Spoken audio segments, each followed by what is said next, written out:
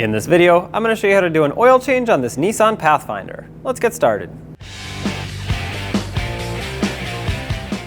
On the passenger side of the vehicle, underneath you'll find your oil pan. Right here is your 14mm drain plug or drain bolt. So put a socket or a wrench on that, break it free. It shouldn't be too tight. Have a collection bucket ready. Keep pressure on this bolt as you unthread it so that it doesn't come splashing out. And when you feel that it's on the last thread, which is right about here, I'm going to pull it away quickly. That'll make the least amount of mess. I'm going to let this all drain into my drain pan. Let this all drain into your drain pan. Let's replace this crush washer. It's a copper washer. I'm going to take a little screwdriver, try to pry it up. Once it gets crushed, it kind of hooks onto the threads here, so you have to pry it up, release it, and then you can usually unthread it once it breaks free off the bottom here. You may need pliers, but I don't recommend reusing these. They make different styles. This copper style, really can't reuse, it'll leak because once it crushes, it will no longer re-crush, so it won't form a seal. So I have a new one, so I'm inspecting this drain plug right now for thread damage. It's perfect. I'm gonna clean it up and we'll install the new washer. I cleaned up the drain plug. I'm gonna take my new washer, and this one fits pretty perfectly here on the thread, so I'm gonna thread it down. Don't try to crush it with pliers or anything like that. It should bottom out by itself, and as you can see, this new one is a lot wider. That's what it's supposed to be like, and this piece will squish as you tighten it up. Having said that, the oil is pretty much drained completely. It'll drip out for another few hours at this point, so I'm gonna call this done. Start this drain plug in by hand. You do not want to cross thread this. Clean off this drippage here. Torque this to 25 foot-pounds. It is important that you tighten it properly so that the crush washer can crush, seal up, and you don't want to damage the threads on the inside of the oil pan. That's it right there. If you do not have a torque wrench that can do this, you want to just squeeze this washer down and snug it up by hand.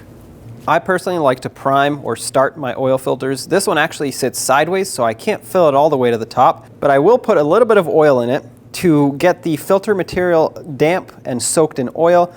Of course, if you put too much, it'll just run out as you try to thread it in. And now what I will do is take a clean glove and lubricate the oil filter O-ring here a little bit. This will do two things. One, it'll help it not stick onto the oil filter housing next time because it will have a film of oil in between, and it will help it seal up better in case it wants to grab the filter housing as you twist it. The oil filter is located on the passenger side of the engine. You're gonna have to pull this splash shield away, and you can reach in here, unthread this. Usually you should be able to do it by hand. This one's moving, it's just a little stiff. So keep turning it.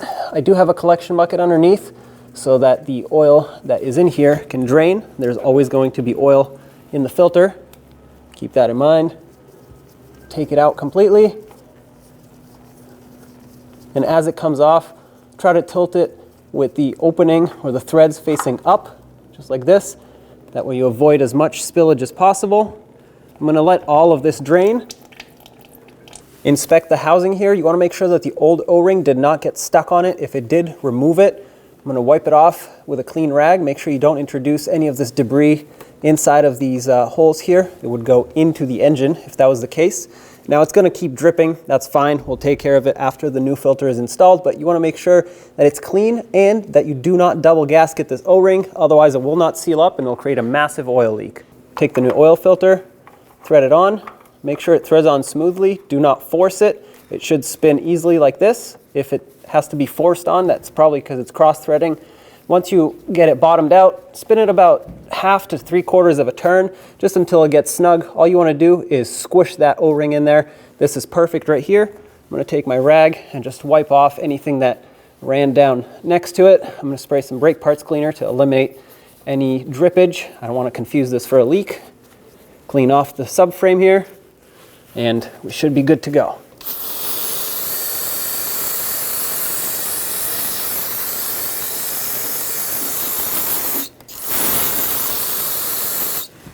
Under the hood on the passenger side, towards the front of the engine, you'll find your oil fill cap. Now, typically these engines have a cover on them. This one does not, so if the cover is in your way, you're gonna have to remove it. Like I said, I do not have one. Unthread the oil cap and set it aside. And now we're gonna put 5 quarts of oil in this engine. I have a homemade funnel here out of an old oil bottle. Okay, that's our last bottle right there. That's 5 full quarts. If you used a funnel, remove it, inspect this area, and inspect the oil fill cap. I have a gasket here, you should too. Hopefully it's in good condition. If not, you're gonna have to address that, or you'll have an oil leak here. Snug this up. If you removed your engine cover, you're gonna wanna put it back on. Forward from the oil filler cap, you'll see this yellow dipstick. This is your oil dipstick, so I'm gonna remove it just so I can check my level. Even though I know I put 5 quarts, which is the proper amount, it's still a good idea to check it. Remove it completely, and it's not gonna read much at this point because you have to wipe it off first, otherwise it'll be an inaccurate reading. It has these little divots here, make sure you wipe off in the divots. You need to then put it back in. Once you stick it all the way down, make sure it's bottomed out, just like that. Pull it back out, and this time we'll take a reading of the oil level.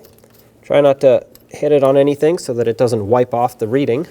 On one side of the dipstick, you'll see these hash marks and an H at the top. That's high. Our oil is right at the H here. It's just slightly above the full line, but that's normal. The engine hasn't ran yet. So our 5 quarts is perfectly full here. You basically want to be between these two ends of the hash marks. If you're too low, you're going to have to add some. Between low and full, it's usually about 1 quart. Now that I know that we're good, I'm going to put this back in all the way down. And I'm going to show you how to reset your oil change reminder. To reset the oil change reminder, you're going to want to turn the ignition on or just turn the vehicle on. Either works. Then we're going to use the left-hand steering wheel buttons right here. We're going to press the menu button a few times, and it's going to cycle that screen all the way over to the right. You're going to want to go into settings. Once you're in that menu, scroll down onto the second page, and the center option is going to be maintenance. Select that, then select service right there.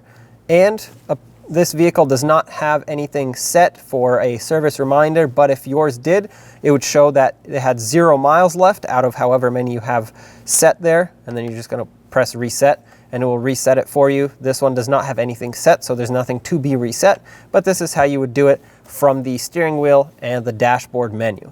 If you have navigation, you will have this screen with these buttons right here, and you can also reset it this way. You would go to Info, so click the Info button, use these to scroll down to Maintenance, click OK, and then you have Engine Oil Filter, Tire, and Other Reminders. I changed the oil, so I'm going to reset the oil here. Press that. That just reset the oil change for me. And then I'm going to go back, reset the filter too. Of course, you change the filter at the same time. And of course, if you rotated your tires or did anything else, you would reset these as well. But this is how you do it through this menu. When only the best will do, demand TRQ.